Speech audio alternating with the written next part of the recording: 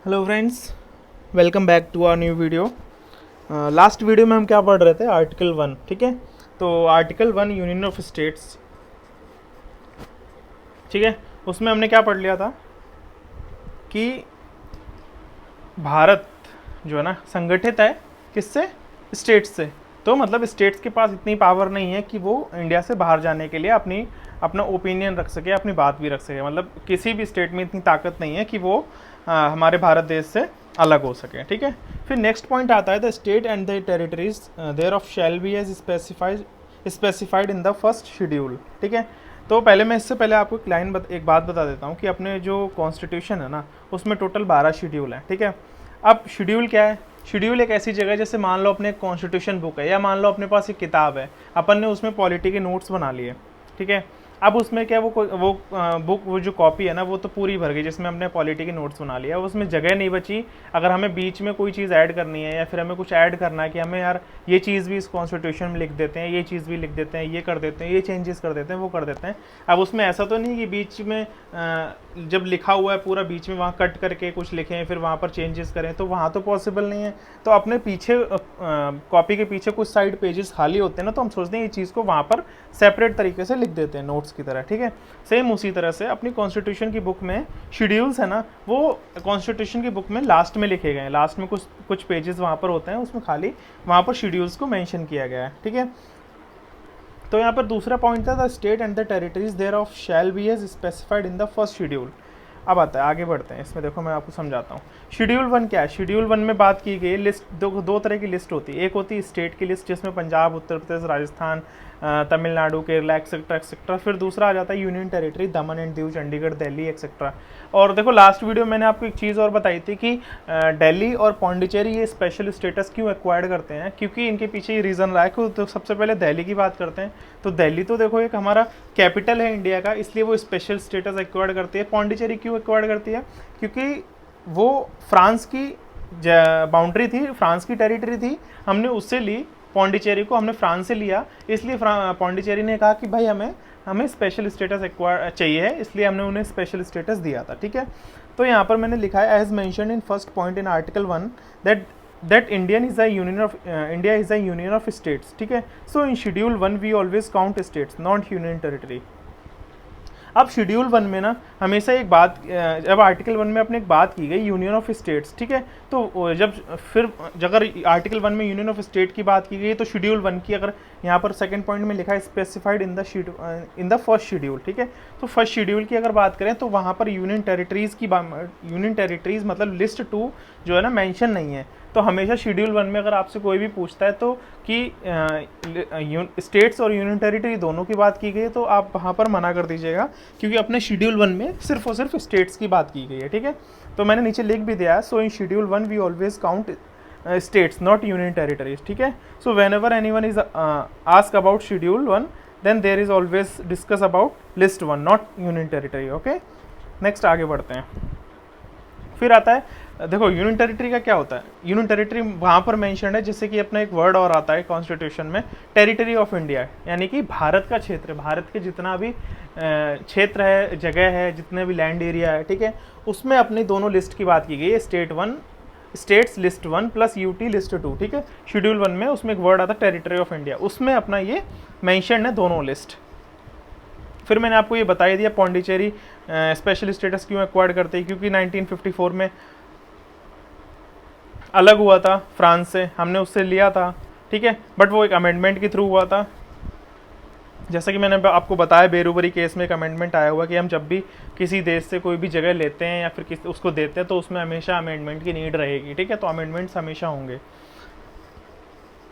फिर आता है 1962 we make acquired territory Pondicherry into a union territory. ठीक है, 1962 में हमने एक्वायर्ड टेरिटरी जो पौंडीचेरी थी उसको हमने यूनियन टेरिटरी बनाया। फिर आता है लास्ट पॉइंट, यहाँ पर एक लास्ट पॉइंट ये था अपना, territories that may be acquired by the government of India at any time. ठीक है, तो यहाँ पर ये मेंशन है इफ़ इन फ्यूचर, जैसे कि यहाँ पर जो territory that may be acquired word क्यों यूज़ किया गया है? वो इसलिए यूज़ किया गया है कि अगर हम इन फ्यूचर भी किसी देश से, किसी भी कंट्री से अपन जगह लेते हैं या उसको जगह देते हैं तो वहाँ पर हमेशा अमेंडमेंट्स की नीड रहेगी, इसलिए वहाँ पर एक्वायर्ड वर्ड यूज़ किया गया। If in future any territory acquired from any country then we will call that territory also acquired territory, that's why this point also mention in article. ठीक है, फिर आता है next, as we discussed in Berubari case either we take any land area from any country और donate, that is possible only with the amendment. तो हमेशा याद ही रखना, ये चीज़ हमेशा याद रखना कि अगर हम किसी से भी किसी भी कंट्री से जगह लेंगे या उसको देंगे तो हमेशा अमेंडमेंट की नीड रहेगी। एग्जाम्पल आ जाता है यहाँ पर, देखो गोवा, हमने गोवा लिया था पुर्तगालियों से। जब पुर्तगाली अपने इंडिया में आए थे तो हमने उनसे, जब वो वहाँ पर 1962 में इंडिया छोड़ कर गए थे तो गोवा हमने पुर्तगालियों से ले लिया था। ठीक है, तो वो वहाँ पर 12th अमेंडमेंट हुआ था जब वो गोवा अपना इंडिया का पार्ट बना था। सेम दमन एंड दीव भी सेम अमेंडमेंट से इंडिया का पार्ट बना था क्योंकि वो भी पुर्तगालियों का ही था। ठीक है, फिर आता है नोट, एक है when Pondicherry separate from France then there is no amendment. ठीक है, अब यहाँ पर ये था कि पौंडीचेरी, हाँ, जब पौंडीचेरी हमने वहाँ से लिया था फ्रांस से, तब वहाँ पर अमेंडमेंट नहीं हुआ था। क्यों नहीं हुआ था? क्योंकि अपने जो अमेंडमेंट की बात की गई थी या फिर ये कहा गया था, जब सुप्रीम कोर्ट ने ये कहा था किसी भी हम कंट्री से या फिर जगह लेंगे या देंगे तो हमेशा अमेंडमेंट की नीड रहेगी, क्योंकि वो उस चीज़ का डिस्कशन कब हुआ था? बेरुवरी केस में। और बेरुवरी केस कब आया था? 1960 में। ठीक है, बट अपना पौंडीचेरी जो है ना फ्रांस से ले लिया गया था वो 1954 में, इसलिए पौंडीचेरी के टाइम पर अपना वो अमेंडमेंट नहीं हुआ था। ठीक है, फिर नेक्स्ट एक एग्जांपल और आता है कि रिसेंटली अपना जो है ना लैंड बाउंड्री एग्रीमेंट भी हुआ था बांग्लादेश से, 100th अमेंडमेंट था 2015 में। ठीक है, यहाँ पर भी बेरुवरी केस अप्लाई हुआ था। यहाँ पर कुछ हुआ था कि बांग्लादेश कह रहा था कि वो जगह मेरी है, वो मेरी है, इंडिया कह रहा था नहीं ये मेरी है, तो यहाँ पर लड़ाई झगड़ा चल रहा था। तो यहाँ से ये मैंने दो स्ट्रक्चर बनाया कि ये इंडिया, ये बांग्लादेश। तो इन्होंने दोनों ने, ये देखो, इन्होंने बांग्लादेश ने अपनी ये जगह थोड़ी सी इंडिया को दे दी और इंडिया ने थोड़ी सी जगह अपनी बांग्लादेश को दे दी। इस तरह से इन्होंने शांति का माहौल बनाया और चीज़ें आगे बढ़ी। ठीक है, फिर आता है नेक्स्ट आर्टिकल 2। ठीक है, अब आर्टिकल 2 में क्या था? आर्टिकल 2 में ये कहा गया है कि एडमिशन और स्टैब्लिशमेंट ऑफ न्यू स्टेट्स, मतलब किसी भी स्टेट, यहाँ पर डेफिनेशन पढ़ लेते हैं, parliament may by law admit into the union और स्टैब्लिश न्यू स्टेट्स और such terms and conditions as it thinks it. ठीक है, इसको आगे देखते हैं। जैसे कि मान लो स्टेट्स और यूनियन टेरिटरी है, एमपी हो गया, यूपी हो गया, राजस्थान हो गया, केरला हो गया, तमिलनाडु हो गया, एक्सेट्रा, और यूनियन टेरिटरी अपनी दिल्ली, चंडीगढ़, लक्षद्वीप, एक्सेट्रा। ठीक है, तो यहाँ पर ये कहा गया किसी भी यूनियन टेरिटरी को हम स्टेट बना सकते हैं विदाउट अमेंडमेंट। ठीक है, जिसमें अपने को आर्टिकल 2 की नीड रहेगी। तो आर्टिकल 2 में क्या रहेगा? आर्टिकल 2 में हम किसी भी यूनियन टेरिटरी को स्टेट में कन्वर्ट कर सकते हैं, जिसमें हमें किसी भी अमेंडमेंट की ज़रूरत नहीं, क्योंकि वो हमारा इंडिया के अंदर ही है। ठीक है, जब हम किसी आउट ऑफ इंडिया अगर हम जगह को लेते हैं या छोड़ते हैं या कुछ भी करते हैं शेयरिंग वगैरह अपने लैंड एरिया की, तब हमें अमेंडमेंट की नीड रहती है। बट इन इंडिया अगर हम यूनियन टेरिटरी को स्टेट में कन्वर्ट करते हैं तो हमें आर्टिकल 2 रहेगा और उसमें कोई अमेंडमेंट की ज़रूरत नहीं पड़ेगी। उसमें क्या ज़रूरत रहेगी? सिर्फ एक पार्लियामेंट से एक सिंपल मेजोरिटी के साथ एक बिल पास कराना पड़ेगा। ठीक है, और यूनियन टेरिटरी को स्टेट में कन्वर्ट कर दिया जाएगा। पार्लियामेंट क्या है? पार्लियामेंट है Lok Sabha plus Rajya Sabha plus president. Lok Sabha में पास होगा, राज्यसभा में पास होगा और प्रेसिडेंट उस पर सिग्नेचर कर देंगे विद सिंपल मेजोरिटी के साथ, और कोई भी यूनियन टेरिटरी स्टेट में कन्वर्ट हो जाएगी। ठीक है, फिर आता है नेक्स्ट, ये आर्टिकल 2 में सिर्फ इतनी सी बात की गई थी, किसी भी यूनियन टेरिटरी को हम स्टेट बना सकते हैं विदाउट अमेंडमेंट। ठीक है, फिर आर्टिकल 3 में क्या आया? Formation of new states, alternation of area, boundaries और नेम ऑफ एग्जिस्टिंग स्टेट्स। ठीक है, अब इसको छोड़ो, यहाँ पर जो डेफिनेशन लिखी है इसको मैं आपको समझाता हूँ। इसका मतलब ये है कि किसी भी स्टेट का आप नाम बदल सकते हो। ठीक है, किसी भी, एक सेकेंड, ठीक है, किसी भी स्टेट का आप नाम बदल सकते हो, किसी भी दो स्टेट्स को तोड़ सकते हो। ठीक है, किसी भी स्टेट को यूनियन टेरिटरी में आप कन्वर्ट कर सकते हो। ठीक है, ये सारी चीज़ें आप कर सकते हो। जैसे कि मतलब उसका किसी भी, मान लो किसी भी दो स्टेट्स का एरिया शेयर कर सकते हो कि हम थोड़ा सा एरिया उत्तराखंड, या मान लो यूपी कहता है कि मैं थोड़ा सा एरिया उत्तराखंड को दे रहा हूँ, उत्तराखंड या फिर इंडिया को उत्तर प्रदेश को दे रहा है, तो ये सारी चीज़ें कर सकते हो। ठीक है, या फिर किसी का जो बाउंड्रीज हैं वो छोटी बड़ी कर सकते हो। ये सारी चीज़ें आर्टिकल 3 में डिस्कस की गई हैं। ठीक है, नेक्स्ट आता है for changing anything as we discussed in article 3। हम मतलब जैसे कि मैंने अभी बताया आपको, जितनी भी चीज़ है किसी का मतलब जो भी चीज़ बताई, जगह ले सकते हो, दे सकते हो, स्टेट को यूनियन टेरिटरी में कन्वर्ट कर सकते हो। तो ये सारी चीज़ें करने के लिए आर्टिकल 3 रहेगा, ठीक है। तो स्टेट एक्सेट्रा एक्सेट्रा, ठीक है, for changing anything as we discussed in article 3 like name change of any state, break any state, etcetera etcetera, ठीक है। Suppose we separate Andhra Pradesh in 2 parts, example है यहाँ पर। अगर हम मान लो ये एग्जाम्पल लिया था कि आंध्र प्रदेश को अगर ब्रेक करते हैं, ठीक है, आंध्र प्रदेश ब्रेक हुआ था तेलंगाना और आंध्र प्रदेश में दो जगह, तेलंगाना एक अलग बना था आंध्र प्रदेश से, आंध्र प्रदेश की जगह से ही, ठीक है, जो लैंड एरिया था वहाँ से। तो उसमें एक प्रोसेस रहता था। अब प्रोसेस क्या होता है आर्टिकल 3 में, जैसे कि मैंने बताया कि कोई भी जगह, यहाँ पर अपने एग्जांपल ले लिया, सिर्फ अगर अपन ब्रेक करते हैं किसी भी स्टेट को, तो इसमें एक प्रोसेस रहता है। प्रोसेस ये रहता है कि सबसे पहले प्रेसिडेंट को एक बिल भेजना पड़ता है, किसको, स्टेट गवर्नमेंट को, चीफ मिनिस्टर को, कि भाई हम आपके इतना इतना जगह ब्रेक कर रहे हैं और इसको 2 हिस्सों में ब्रेक करेंगे, तेलंगाना बनाएंगे, ये सारी चीज़ें बनाएंगे। तो प्रेसिडेंट उस बिल के साथ ही स्टेट की गवर्नमेंट को एक लिमिटेड टाइम पीरियड भी देती है कि आपको इस टाइम पीरियड में अपना ओपिनियन देना ही पड़ेगा। और ओपिनियन देने में मतलब आप दे सकते हो इस तरह से कि भाई यहाँ मत तोड़ना, वहाँ से ब्रेक करना, ये मत करना, चेंजेस जो भी है ना वो आप अपना ओपिनियन रख सकते हो। बट चीफ मिनिस्टर यानी कि जो स्टेट की गवर्नमेंट है ना, उसके ओपिनियंस प्रेसिडेंट को बाउंड नहीं कर सकते, मतलब ओपिनियन रख सकता है लेकिन मैटर नहीं करते। तो प्रेसिडेंट अपनी मनमर्जी चला सकता है, बट उसको जस्ट एक फॉर्मेलिटी के अकॉर्डिंग उसको एक बिल भेज दिया जाता है, ठीक है। तो यहाँ पर मैंने लिख दिया, president have to send a proposal और letter to a state government and give some limited time period to state government for his opinion, but it not bounded the president, it depends on a president. After that president give bill, फिर उसके बाद क्या होता है, जब वो अपना opinion वगैरह दे देता है, वो सारी चीज़ें हो जाती है फॉर्मेलिटी के साथ, फिर वो बिल प्रेसिडेंट किसको दे देता है, पार्लियामेंट को।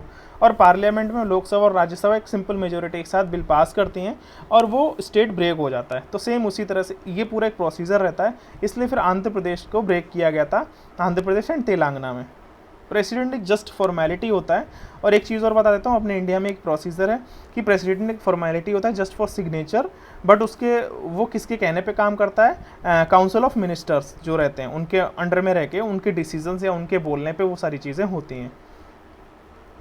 फिर आता है एक, देखो 2 चीज़ें यहाँ पर, एक वर्ड है अमेरिका और इंडिया, ठीक है। अमेरिका का मतलब यहाँ पर मैंने लिखा है इंडेस्ट्रक्टिबल union of state of इंडेस्ट्रक्टिबल union of इंडेस्ट्रक्टिबल states. India में लिखा गया इंडेस्ट्रक्टिबल यूनियन ऑफ डिस्ट्रक्टिबल स्टेट्स। मतलब एक कंपैरिजन जस्ट दिखाया गया कि अमेरिका में क्या होता है कि वहाँ पे सेंट्रल गवर्नमेंट, स्टेट गवर्नमेंट, दोनों गवर्नमेंट इक्वली पावरफुल है, वहाँ पर दोनों के पास इक्वल पावर है। बट इंडिया को अपना क्वासी फेडरल कंट्री इसीलिए कहा गया कि, और जब क्योंकि अमेरिका एक फेडरल कंट्री है और इंडिया एक क्वासी फेडरल है, क्योंकि अपने इंडिया में सेंट्रल गवर्नमेंट के पास पावर बहुत ज़्यादा है, तो स्टेट गवर्नमेंट कुछ भी मैटर नहीं करती है।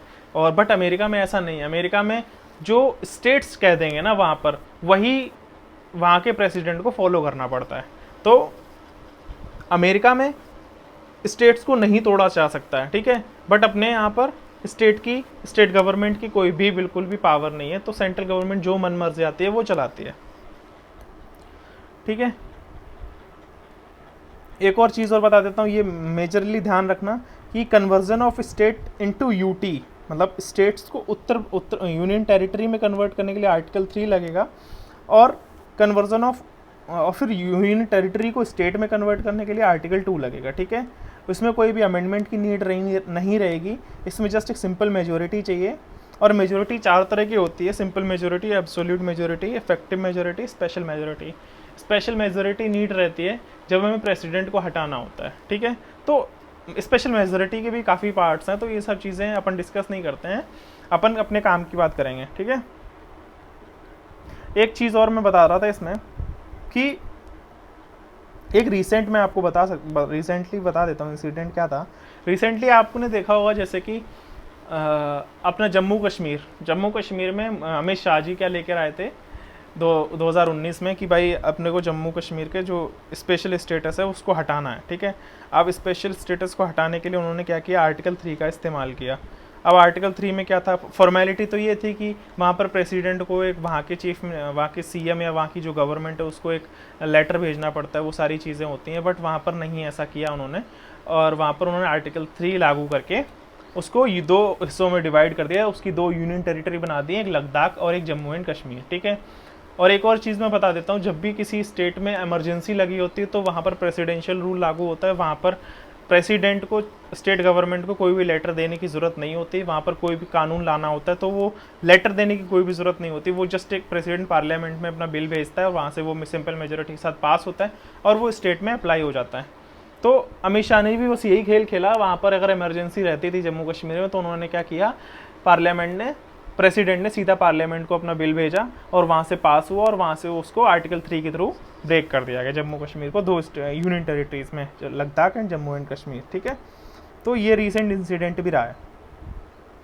तो अपन ने आर्टिकल 2 और आर्टिकल 3 ये दोनों चीज़ें पढ़ ली हैं। ठीक है, नेक्स्ट वीडियो में अपन पढ़ेंगे आर्टिकल 4 सॉरी। तो यहाँ पर कुछ चीज़ें मैं वापस से एक बार रिपीट कर देता हूँ कि अपना आर्टिकल 1 में डिस्कस था यूनियन ऑफ स्टेट्स, मतलब किसी भी राज्य को इतनी ताकत नहीं है कि वो स्टेट्स कंट्री से अलग हो सके। ठीक है, ये अपने कॉन्स्टिट्यूशन में मेंशन है। फिर दूसरा क्या है, शेड्यूल क्या है। शेड्यूल अपने कॉन्स्टिट्यूशन की बुक में 12 शेड्यूल लिखे हैं, वो लास्ट में लिखे हुए हैं, मिड ऑफ कॉन्स्टिट्यूशन की बुक में नहीं लिखे हैं। ठीक है, फिर आता है फर्स्ट शेड्यूल की, यहाँ पर बात की गई। फर्स्ट शेड्यूल में सिर्फ और सिर्फ स्टेट्स की बात की गई, यूनियन टेरिटरी की बात नहीं की गई है। फिर नेक्स्ट आता है कि टेरिटरी ऑफ इंडिया यानी भारत के क्षेत्र में सिर्फ और सिर्फ भारत के क्षेत्र में दोनों चीज़ों की बात की गई है, लिस्ट स्टेट्स और यूनियन टेरिटरी दोनों की, और उसमें आ जाता है शेड्यूल 1। ठीक है, पौंडीचेरी स्पेशल स्टेटस इसलिए एक्वायर्ड करता है क्योंकि वो फ्रांस से अलग हुआ था और उसने अपनी डिमांड रखी थी। फिर आता है कि पौंडीचेरी में अमेंडमेंट क्यों नहीं हुआ, क्योंकि बेरूबरी केस ही 1960 में आया था इसलिए, और पौंडीचेरी अपने पास कब आया था, 1954 में, इसलिए वो स्पेशल स्टेटस अमेंडमेंट नहीं हुआ था। फिर नेक्स्ट आता है कि अभी भी जो एक्वायर्ड वर्ड है ना वो अपने आर्टिकल में क्यों मेंशन है, क्योंकि इन फ्यूचर भी अगर ये सेम चीज़ रिपीट होती है तो वहाँ पर अपने को एक्वायर्ड वर्ड को यूज़ किया जाएगा। एक्वायर्ड मतलब ले लेना, एक्वायर्ड कब्जा कर लेना। ठीक है, फिर आता है नेक्स्ट बेरूबरी केस के बारे में बताया गया था मैंने। पुर्तगालियों में Goa and Daman and Diu को अपना 12th अमेंडमेंट के थ्रू अपने देश का हिस्सा बनाया था। ठीक है, फिर आया था अपना फिर आया रिसेंट एग्जाम्पल मैंने आपको बताया land boundary agreement with Bangladesh, 100th amendment 2015, इसमें भी बेरूबरी केस अप्लाइड हुआ। फिर आर्टिकल 2 आया एडमिशन और इस्टेब्लिशमेंट ऑफ न्यू स्टेट्स, मतलब नए राज्यों को बनना या उसमें कुछ जुड़ना। ठीक है, मान लो यूनियन टेरिटरी को स्टेट बना देना, ये सारी चीज़ें करने के लिए आर्टिकल 2 की नीड रही। विदाउट अमेंडमेंट सिंपल मेजोरिटी के साथ बिल पास कराना है पार्लियामेंट से। आर्टिकल 3 में क्या किया गया है, किसी भी स्टेट का नाम चेंज करना, किसी भी स्टेट को यूनियन टेरिटरी बना देना। ठीक है, किसी भी एक स्टेट को 2 हिस्सों में ब्रेक कर देना, इन सारी चीज़ों को करने के लिए आर्टिकल 3 की नीड रहेगी।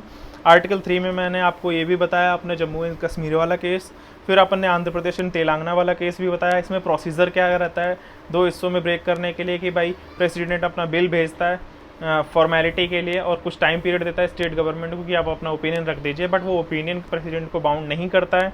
ठीक है, बाउंड नहीं करता है। फिर उसके बाद वो बिल जाता है पार्लियामेंट में सिंपल मेजोरिटी के साथ विदाउट अमेंडमेंट बिल पास होता है।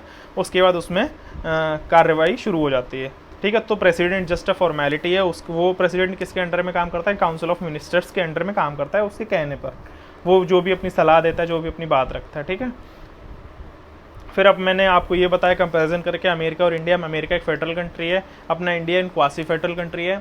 अमेरिका में स्टेट्स और सेंट्रल गवर्नमेंट दोनों के पास बराबर पावर, वहाँ कोई भी एक दूसरे को प्रेशराइज नहीं कर सकता। इवन स्टेट्स सेंट्रल प्रेसिडेंट को प्रेशराइज कर सकते हैं, बट अपने इंडिया में क्या है, अपने इंडिया में एक स्टेट गवर्नमेंट जस्ट नाम की है, मतलब सेंट्रल गवर्नमेंट जो चाहे वो कर सकती है। ठीक है, तो सेम अमित शाह ने भी जैसे जम्मू कश्मीर में भी किया, अपनी मनमर्जी के अकॉर्डिंग वो पार्लियामेंट में डायरेक्ट बिल भेज दिया और वहाँ पर नहीं भेजा।